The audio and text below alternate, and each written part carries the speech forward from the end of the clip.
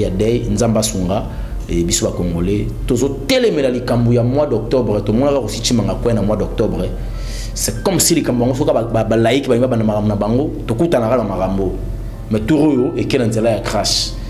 En tout cas, boy Debiso, makila ba innocent mboko to boy n'importe chilo mopetanga. Bobandi ja kotangisa to boy ya keloko. Basa vivant ba luka bon. Loko dossier en katia enaka la justice. Si ça musa na e kameri. Makosa ba konzina biso ma ya mboka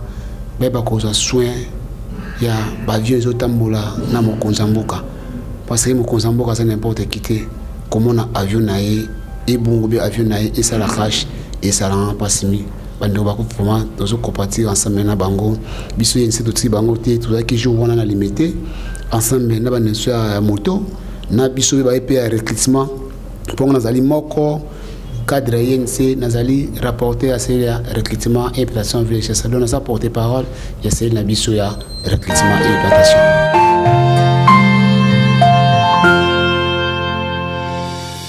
Na balandignon soit Elonga Info de Psakibino El Brevier Elonga les bassins du savoir nul par ailleurs toza awana kati Elonga Info place penza bozora ba information ya makasi na ba analyse politique ki toko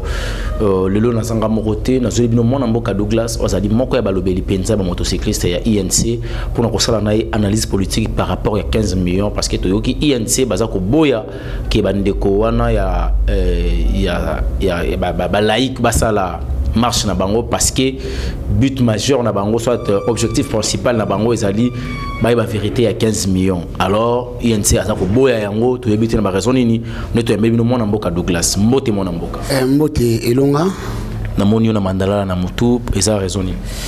mandala o ezali signama wa tozo compatir ensemble na présidence baneso ya IDPS ba to bungisa moko na bango o ki chauffeur mokonza mboka akufaki na avion ya mokonza mboka et osabi so pasi mingi komona bobungisa ba proche collaborateur ya mokonza mboka liwana eselenga pasi mingi na mituni ba question na se poser ba question patio bakufaki soki keno na kati avion na ki mona mboka vite kamera zalaki na président de la République mboka elingaki kende wapi tengaki to koma wapi na événement to salama jeudi passé na butu iko sabi so pasi mingi bien que ça cache salami tout ça causé la kaka ba ko sala banquette ba ko non c'était basé par rapport à quoi Arsène Samaki en guise de base de quoi ndetozwa tu banini Arsène Samaki mais ko bungi sabate belé bungi sabi so pasi et puis na ko sala analyse ko kene musika na ko mona na armée o azala ka pemela mokonzi soki akufi ngaki za landini mtoto akufi na termina poche ya garde ya mokonzi akufi naza kosana za mwa kino c'est que mabe ezali pembeni donc benga balande mokonza mboka soit moi vite ka moi mboka vite kamere makosaba konzi na biso ma ya mboka beba koza soin ya ba vieux otambola na mokonza mboka parce que mokonza mboka ça n'importe qui te comment na avion na e bongo bi avion na e ça la crash et ça la pasimi bando ba ko vraiment dozo compartir ensemble na bango biso yense to bango te tout ça qui joue wana na limité ensemble na ba neso ya moto na biso ba EP recrutement pour nazali moko cadre yense nazali rapporter à ces recrutement et implantation village ça donne ça porter parole ya c'est na biso ya recrutement et implantation. Ba condoléances na biso pe na Elonga Info to pesi na bandeko nyonso oyo ba famille nyonso babungisi bandeko na bango baza trop cher et puis na ba congolais nyonso tozali vraiment ensemble tozolela parce que esali pasi ko bungisa bandeko na biso to lobaki Congo ya lelo chilombo sa pesa yango na nzambe tozana posa plus ya makila ya Jésus Christ ma énorme makila ya ba innocent etanga kana katsamboka oyo pour lobi egangela biso sous sauvagence et ba nyonso bazali ko meka ko sopaka kama makila ya ba innocent na katsamboka oyo to koyeba ko livrer bino na maboko ya diable parce que cette fois-ci to moni mboka na photo pesa na mboka nzambe mona mboka Douglas to zonga na yo bande ko na biso ba laïque le 19 oyo bazana marche vérité de 15 millions de dollars disparu au nom de Vital Kamerhe ça vous dit quelque chose bande so ba laïque vraiment e ko sala na passe mingi na so ba ko marcher pour na komba mona mboka Vital Kamerhe so ba ko marcher pour na ko mususu uzamalam to mona mboka na biso bato ça constitution te babafa constitution ba violer constitution même constitution so ka moi si façon ba violer mbese akufa batika ko marcher tam kolomoti to mona bato oyo bayiba mbongo ya bukanga lonzo oyo bakosa biso 200 millions de dollars ya bukangalonzo ngana to lema sans bukangalonzo te basa na mboko bazotambola to mona batu balia mbongo baba bakotonga l'école ya l'état par année fatonga 1000 écoles soko beti 1000 fois 5 et ça 5000 écoles matata mpona zala lelo atonga université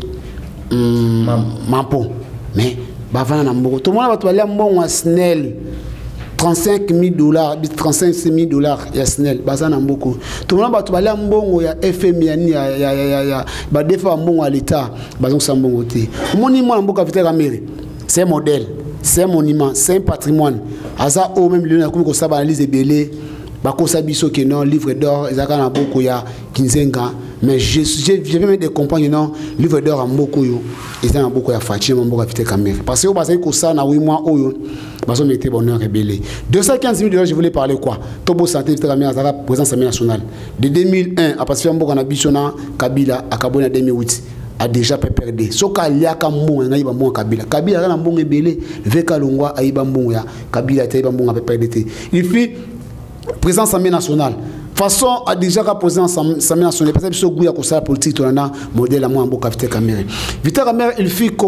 fit plusieurs fois. Secrétaire, plusieurs fois directeur cabinet de la ministre. Alors, vous appelez directeur cabinet général Kaloumi. A-t-il qu'il va jamais mis sur l'État? Kamera faut-il candidat naïe, caution, base la combat candidat, après son mois campagne, mon propagande, aïba mongote. Mais les deux, tu vas pas qu'on la fait qu'à bossoto, pas qu'on la fait qu'à saleté. Il y a un il faut appeler ça ordre de la motocyclette. Il faut tout marcher. Nous protégeons notre président Vita Kamere. 215 000 dollars, les amis dossiers oh, il va être FCC, il va être Lamuka, il va compléter le coin. Et puis dans le cas de 215 000 dollars, il va marcher. Ce Koulous, dans une raison que non, il faut pour ça passer un direct sur la bango. L'histoire 15 000 dollars, les amis. Au moins, le pétrole est mataka. Pétrole est mataka, la mboka na biso, gouvernement place. Il y a Kabila, on a des traits cabinet et moi na mboka. Nemi, il y a un petit dieu dans le gouvernement haut. Chibarazaka ne mettre Gims à la kaka papier mouchoir devant le gouvernement Kabila. Ndé tant au pétrole et mataka et 5 ans gouvernement sur la place va payer ça va pétrole bon il y a 100 millions de dollars. Dans 100 millions de dollars il faut restriction. Bon ils ont en caisse à mon à l'État 15%. Dans 15% ça veut dire quoi? 15 millions de dollars. Dans 15 millions il y a aussi pouvoir.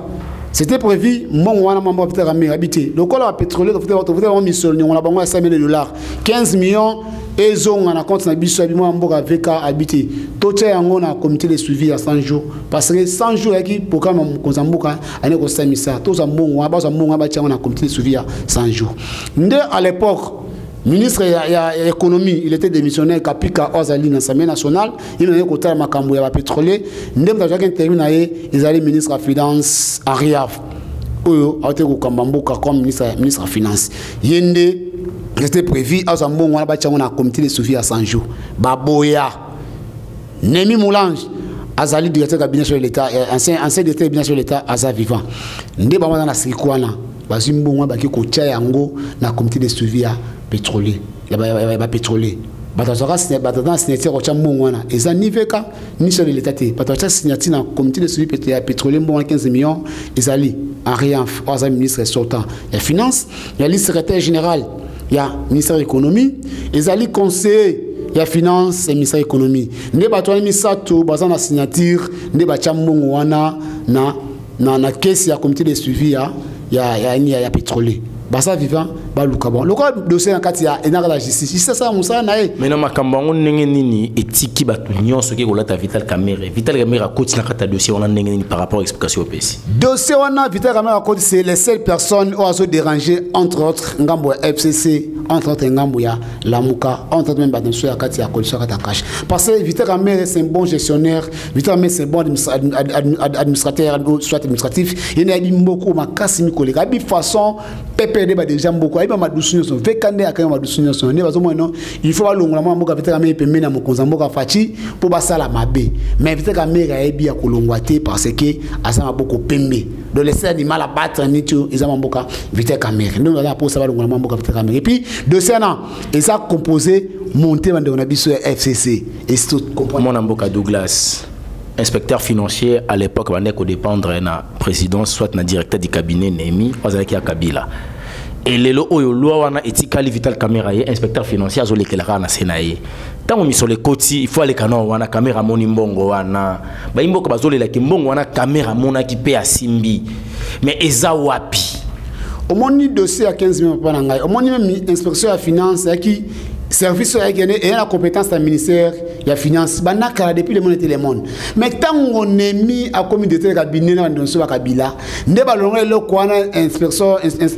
inspecteur général de la ministère de la finance ba mati en attaché à la présidence parce que nous sur ça ministère de la finance il faut présence ay ba au moins que non ba ni ba piller mboko yo ba bombi mboko yo mais fait que les raé amoni ma dusunyo so wana ti abi faut respecter constitution bona biso ndaka ngoma maduso wana habité mbongo yo boche yango na caisse ya comité boche on a caisse ya programme ya 100 jours passer 100 jours to kuté mbongo na caisse ne esa misala ya l'état on ba sorti mouton le ba toza ko sepela mingi parce que ne mbongo wana ekota ekuna mais bongo éviter mabe babité mbongo ekota kuna te biso ya kopo to lela ka kopo jamais ekota kuna faut ekota na comité ya suivi ya ba pétrolier ne rien na ba nemi ba sali bloc na bango batiri mwana mboka Vital Caméra raison pour que mino ba lati mwana mboka Vital Caméra ber ba kene na bank bata se kombo kuna muta a taimo se kombo ya Vital Caméra mais ba entrer ba sortir ya bank ceux qui sont mwana Vital Caméra et ça ministre ya finance rien sortant et ça ministre secrétaire général ya économie et ça le conseil financier ministère économie né basé en 3 signatures balon la kimbongo ba teke na comité de suivi ya ni ya Mametali pétrole donc veka na dossier na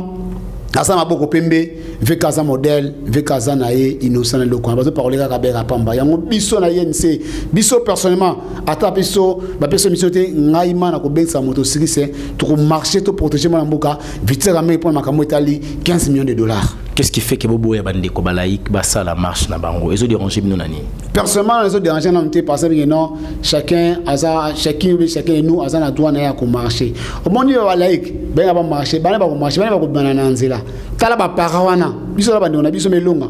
même bande on so ba failu ba muzito ba ba on bazo sepe bazo tana d'école ba ngota d'école gratuité c'est bazo sepe na mingi parents o ane ko fotela mo na ye moi ne $800 asa ba na $500 lelo yo parawana ba boy que non l'état parents moi ko futa ba frais scolaire $800 ana beta on fa 5 ça la combien c'est $4000 on dit $4000 par an ati yango na social be ati on na compte na kolia ati provision na ko masangu tout consort et sanga par an mana adna libana marché pour na fachi et ça buzoba ils vont marcher pour na mbongo e bonga liboso dossier pour kangalon sur marché pour monter pour nani dossier ya matata pono il va tomber 1000 écoles par école à ton école monter soit ton mbona bien moto na mboko à ton école 5000 écoles à ton ngwap bati va fanti ba osala et puis bande on nga la muka bozo eloko wana la muka c'est kufi déjà mais na ko kama so il fallait la ko mobiliser ba ça na bato bien mobiliser ndo nga fa mpanga na mona bandu nyeta lovunu mongi media kana makala ngi binga bapanga makala bachelo ki tungo komi pasteur révérend Faïlou Martin Faïlou comment il passait na makala bachelo ki tunga au Congo la mbongo pour que la mec mkiba na prison er so pesa ki public quand c'est rendu en bon moyen au Congolais bon temps mais 3 personnes quand ba pesa mbongo 3 personnes car ba tumso pesa groupe 4 na matin fait la côté na jipa kenda na ezala ki mbongo kota na kitunga na makala ex apesa contre na population qui mbongo kota contre na makala mais le Faïlou la sombi le pango na triomphal bozo ta masona ta azumbo wapi akomola na kabila bino le dolia na Kabila parce que ça partenaire na bino biso c'est une coalition na moi batama ça coalition na moi tout travail FCC na cash même tout travail na ba mais on doit président mo mboka fachi mais yé mbonga sobe le panga su yango wapi mbonga kongola ka na makala pour la meeting à saka na makala que ba kongola mboka kita même ke ba na prison mbonga les aide tu vois maintenant donc ça la politique na moi msusu na butu msusu donc ne ça la muka botro ça la buzoba le 19 la mboka ekozala te biso tozarane na kata mobilisation INCDPS biso dans la pouvoir qu'est-ce que par là par acceptable misaba na iba marché mais par là on dit maintenant admana mboka marché bon la fachi quand on doit gratuité et comme réalité enseignant na ko lela $245 ba faut enseigner oh non doit 120 000 francs congolais matata pono a travaillé pendant 5 ans à mettre enseignant salaire combien à qui a mati salaire 15 000 francs banda 5 ans mon site idem à tira bon à ça soit 20 000 francs mais fatia de 20 000 francs à $245 000 de $245 donc coup de chapeau mon bonjour on a ça et puis le conseil peut-être biso so to ça là marche pour te protéger mon mboka Vital Caméra contre ba ininae bazo sala et babel sa réputation ya $15,000 to ça la marche pour te protéger mon mboka vitera mer to biso to kutambola matondo mingi biso to kutambola wana mona mboka Douglas ndazo pesa ka moins information par rapport à la réalité na yebi que vous a tellement ébélé pour na Rolanda émission oyo mozindo ya ekolo balobi mozindo ya ekolo nde penza et poussa malamu tout ça la ba analyse to meki ko poussa na moke yambo ete ngana mona mboka to kita to mona ki Vital Kamerhe akei ko inaugurer na Kivu eloko ya monene o ezali ko bomba pitolo mais to moni a ko présenter bato Nyarugabo ba imboka ba boyi likambango ezalaka nini na ba Rwandais wana Nyarugabo alongwa Rwanda koma congolais to pe likambango ezaboni réservation ya pétrole oyo Kamerhe kenda ko inaugurer na Kivu na kolobana no moni na mboka na biso ya constitution na biso epesi ndingisa mutu nyonso aza habilité ya nationalité oyo alingi. Je ne suis pas là ya kolobela Nyarugabo te na mixto beta masolo ya mwana mboka Vital Kamerhe kasi Kamerhe nde mutu représenter ki batu Nyarugabo to beta masolo ya pouvoir au moins yana biloko ni pepe d'asta te pendant 18 ans na biso na monde mo ke na le matière ou pétrole na biso dans notre terre na mboka na biso Kivu ezaka na kati ya RDC ko Nyarugabo yako lukanini pour présenter l'émission Nyarugabo kuna non ça n'a pas bino tezate kozolo bilaye to limito yeba raison eza nini tunanga masolo ya IDPS na masolo ya IZ na masolo ya Kajlo to masolo Nyarugabo soki bobomi bato to tuna bino te naza ni porte pas Nyarugabo te nani na parti ya porte Nyarugabo te information pesinga na yanga na plateau ko par exemple la mieux informé na kati ya INC les informations pesinga ko bel na ko trouver ta masolo ya ba réseaux société ngam ko zamba na ko nogire on est ici nous on traité pétrole na biso o etikala ko sala machine mbonga biso te mo coup de chapeau na fachi coup de chapeau mo Vital Kamerhe to bato na souci ya mboka bazana kati ya mukando ba kosa biso kala palu ke note ndasimbaka livre d'or kinzenga le j'ai compris que non livre d'or mboko dans mboka fachi na mboka Kamerhe parce que bato ba lingi mboko makasi ko la bango bazate puis to mo rete que non kokota bango na pouvoir fonctionnaire soldat salaire fonctionnaire sur enseignant salaire maximum de $145 gratuit enseignement et comme réalité d'autres bêta maso que nos peuple azo zandi en wana to comme cité na biso allez-y comprendre que Douglas azo ki mana makambo Nyarugabo to ça la wana aliza tabiso moko bango yo ba présenter ki bango a présenter ki biso Nyarugabo kuna na Kivu mais lelo awa alobi asa porter parole na été c'est pas grave mon amboka to komi na suka motuna ya suka ezali boye mariage FCC cash avenir est meilleur autre question malama moni mariage ya cash na FCC et le ko constitution singa biso to sala coalition na FCC na cash constitution lo ba été bo sanga c'est que non pas ko kena mino ko habitation li kona senge sanga la moni fatina feka ba ba to ba limbo makaso ko ba salté donc to ba pe to pelisa moto pe et pe la pe to na système cohabitation mais total ba 1960 ans d'indépendance le bon na biso ils ont avancé pourquoi il y a eu trop de dialogue, concertation, et le communauté. Mais Fatih, as démocrate, Vital Kamerhe, il faut tout chancer, quelque chose qui n'a pas aujourd'hui, tu gagnes la présidence, bon, parce que la majorité dans le Parlement, il faut travailler na banamboka. Mboka matakane ngwana, tout ça la coalition na biso. Mais bien que non Fatih na Vital Kamerhe, ba yo ke la ka base mi. Vekaza aigle. Fatih béton. Ceux qui m'a sauvé qui ndesi maté. Ba ko ke la base. Siko zo simbato zo simbato que la base papa na ba que la base jusqu'à présent moi non de travail Fatih na présent auto pesa mot d'ordre bakanga bureau ba sele bureau ministre ya défense et ça Kabila te faut qu'on gère FCC au passé et ça l'est pour ani tout ça présent pour ani président de la République ko kanga bureau ya ministre de défense mon constateur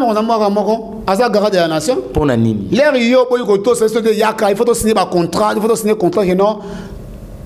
armée américain non a besoin de formation pour avancer par argument que non aux obéla sont des obéla boy na boy maintenant la président moko ezaka Fatih yo boy vanda na yo moyo ko tambola omoni conséquence ministre délégué sana akokama masolo wana ya ba sele bureau na ye coup de chapeau na Fatih béton coup de chapeau na mwana Vital Kamerhe on a benga aigle omoni conséquence européenne ça bango ministère de défense il y a pas une conséquence basi ministère de défense sur na zo kama muka na signé accord libanda pour ta belle formation américain ndeko na to ko rêver to na président moko et puis da Fatih kaka et puis tout le monde a conseil ministre les bazo CG moi na Fatih zo vandana ezani donc on a tant comme Kabila il faut conjuguer passer Kabila comme déjà fermé Kabila comme fermé azo boko ba ngulu ma batana fermé comme site touristique ba on est là ancien président qui était là, il y a commis sénateur en vie, hein, et ça la moins bien. To comme une personne na suka na monde ba salanga basine. Est-ce que le dossier à mon amboka Alexis També Mwamba est vrai et invitation à un anniversaire pays? Bon, de ça, les États membres, non, ils ont sanctionné les Namboka, on a bien sanctionné les Namboka. Oh, il y a comme porte-parole, il y a rebelle, à l'écran à TV à Louba. Bon, ceux qui vont relancer à l'État, ça engage que lui. Ils ont dérangé le Sénat. Et derrière le Sénat, papa, quoi? Mais ça, quand même, président du Sénat, troisième personnalité. Tout le monde a bien mazala en français, mais quand on a bien magoté, bon, ça va aller à l'État membre. Ça fait rendre ni chaud ni froid. Tu es bouger quand même, quoi, handicapé marche, il y a un beau cas. Moi, que le président sénateur a osé la thèse, même diplomatie sénatoriale est au sein. Aza n'a pas dû. On m'a dit na fatiga. Aza qui était là représentant qui? Na représentant qui? Elle est ambassade le côté. C'est un coup de l'océan. Qui sont qui ne sont pas là moi autant mon mot est mon affachi. Moi autant mon affachi administration mon que si même mon capitaine Camille secrétaire en besoin d'efficace. Moi que c'est est mon affachi. Comme il a souka là c'était Douglas vous sentir quand est toqué na masolo to sali analyse et to zolo ba condoléances et belé biso elonga info to za ko présenter na bandeko oyo famille oyo ebungisi bandeko na bango bandeko baza mutu ya pona biso ba congolais talaka chauffeur à mokonzi mais baleki moto on ne sait pas est-ce que ezali erreur ya bandeko oyo basala ki musala il y a entretien avant que vol et voyager est-ce que ezali coup d'état prémédité. Parce que tout ça, la réalité, tout ça, la source d'information, parce que tout le colonel Moroboye déjà, Azul la Mara Moroboye.